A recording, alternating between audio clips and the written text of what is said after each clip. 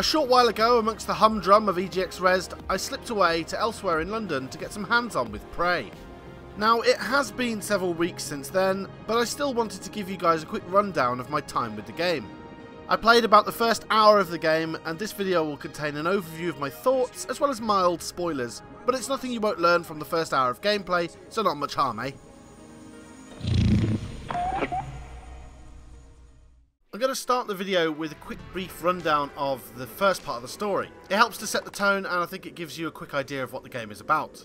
We start out waking up in an apartment, and fairly quickly receive a phone call from Mr. U, a man who I think is our new boss. He tells us we've just come on board and mentions old times. Presumably we know him from our past.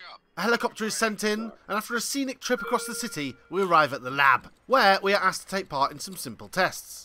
It's at this point where things start to get a little bit freaky, and the story begins to unfold. The scientists ask us to do some pretty menial tasks, and when we react to the tasks in a manner unbefitting of somebody with gene-spliced alien powers, the scientists get a little bit confused. Amongst the confusion, they don't notice an alien, not unlike a polymorph from a dwarf, waltzing in their midst. When the alien, a mimic, attacks, a fight breaks out, and we're knocked out with some gas.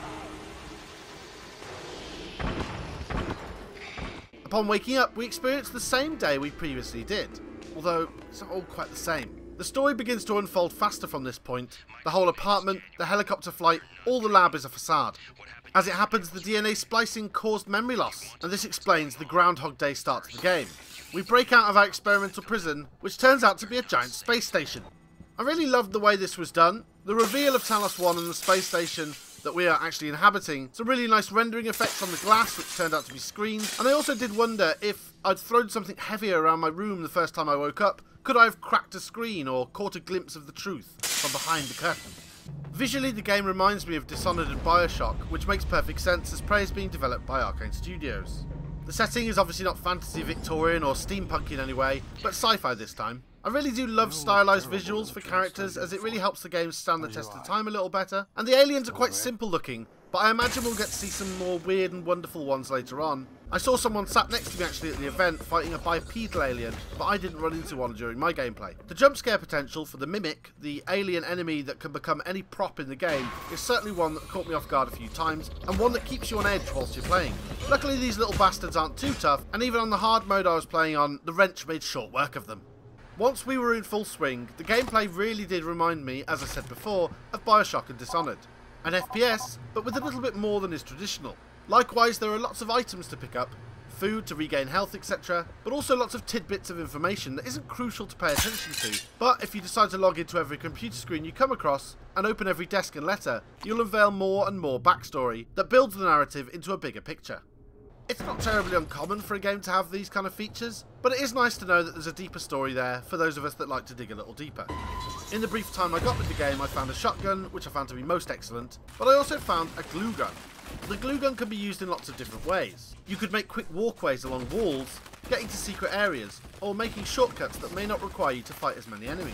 The glue gun can also be used to freeze enemies on the spot by coating them in glue, but I found that they just kind of broke free after a short time and it didn't really do much damage to them. Perhaps against larger aliens, you may be able to glue their feet to the floor, enabling you to get a nice easy headshot. Neuromobs allow you to unlock new abilities and enhance yourself.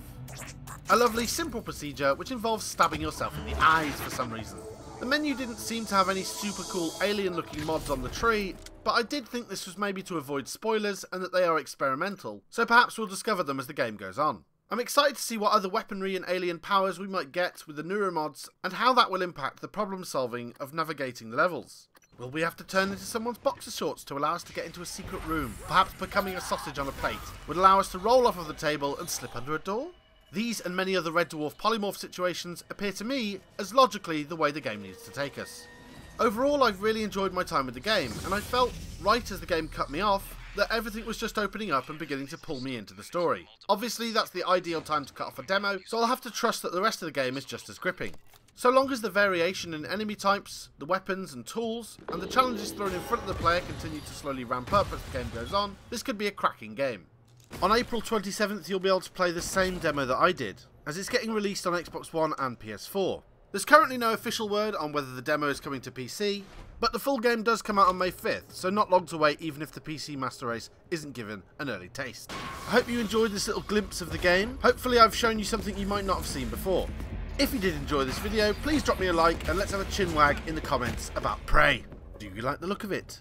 Do you want to mash up some aliens with a wrench? Or are you part of the Committee for the Liberation and Integration of Terrifying Organisms and their Rehabilitation into Society? One drawback with that, the abbreviation is clitoris.